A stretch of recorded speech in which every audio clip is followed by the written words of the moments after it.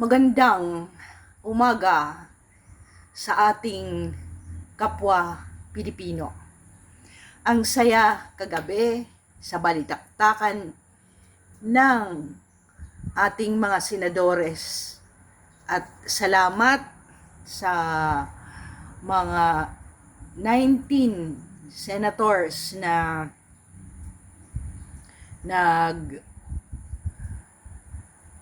bigay ng kanilang yes votes sa pag-archive ng impeachment trial for this year kay Bibi Sara Duterte. I-encapsulize lang po natin yung mga bloopers or nakakatawang tagpo at balitaktakan ng ating mga senators. Unahin po natin si Senator Pia Cayetano. Sabi niya, noong panahon ng buhay pa ang aming tatay, pag sinabi ng aming tatay na hindi pwede yan, talagang hindi pwede yan. Between me and Alan Peter Cayetano, sabi niya gano'n, as siblings, mas mabait akong anak na babae. Di hamak. So, pag sinabi ng tatay na hindi pwede, hindi talaga pwede yan. Hindi pwedeng magpalusot pa. And the second is Senator Amy Marcos. Sabi niya, unahin ninyong palitan ng mga lulong at bunjing na bibi sa kamera. Mas madali yun kaysa tanggalin nyo si Bibi Sara. Now, let us move on to Alan Peter Cayetano. Sabi niya, nakakalungkot naman na ang isang anti-Duterte na sa media platform, bakit hindi kami tinatanong sa side namin? Ang mga alleged illuminaries, legal illuminaries ay analyst daw. Bakit hindi na lang sabihin na advocate ako, itong opinion ko, bakit itag mo pa ang sarili mo na analyst ka? Sarili mo namang opinion yun at napaka bias, di ba? At kung gusto nyo talagang matanggal at ayaw nyo kay BP Sara, i-ensure nyo na manalo kayo sa 2028 election. Diba? Napaka-anghang na mga salita yon. And what I like most is that, sabi niya, ang aking basihan when I make decisions is that ginagamit ko ang Biblia. Kaya doon sa aking props, nandyan ang Bible. And yung libro ni Napoleon Hill na Outwitting the Devil.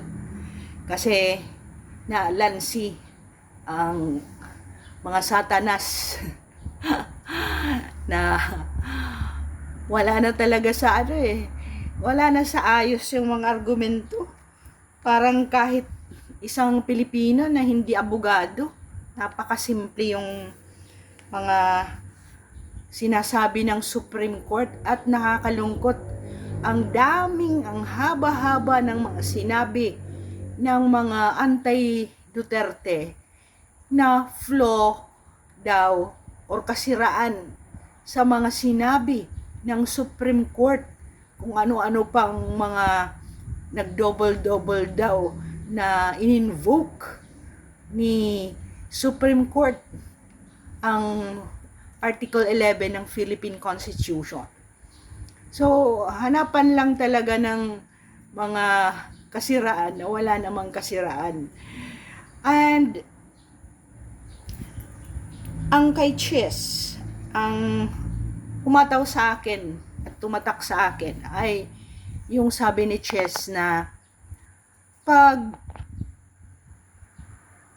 kayo sa Kamara, ang rules nyo mismo ay nagsasabing immediate na ire-refer nyo sa House Speaker. Inupuan nyo ng 2 months. Ang word na immediate ay agaran. Pero ang forthwith ay within a reasonable time. Ayan. Pag kami, kailangan agad-agad ang forthwith. Ngayon, nag-issue na naman ang Suprema na korte.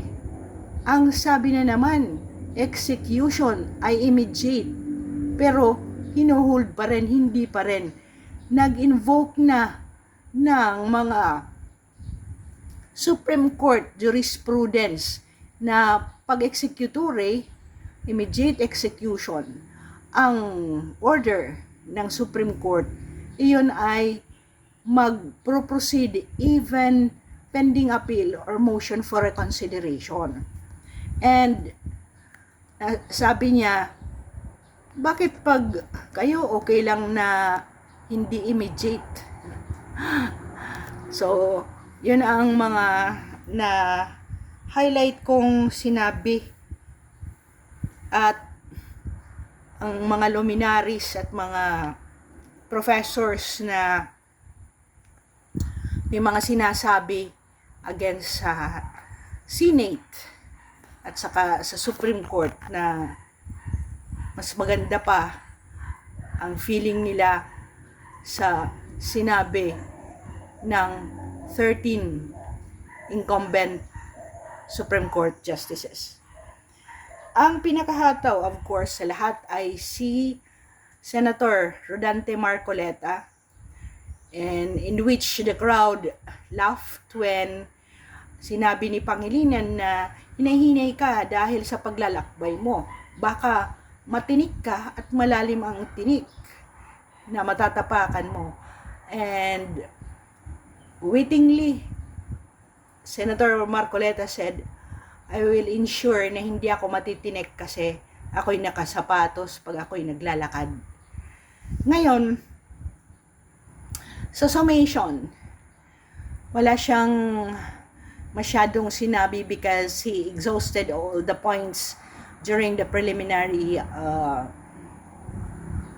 messages that he pointed, yung mga non-compliance ng House of Representatives na hindi pagsumite ng mga required na documents at saka pag-point out sa mga kasinungalingan ng assertions ng House of Representatives.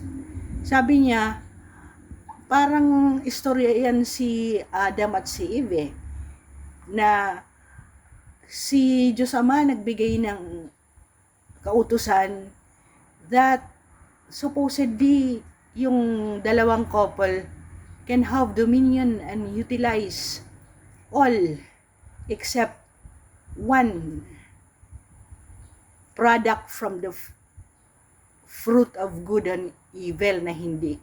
Pero may ahas na bumulong na ay, huwag kang maniniwala dyan sa ating Ama dahil ayaw lang niyang masabawan at pag kumain kayo niyan, magiging magaling kayo.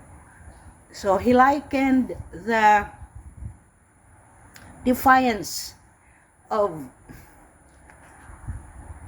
the Supreme Court ruling onto the rule of God to Adam and Eve na nakinig sa mga ahas.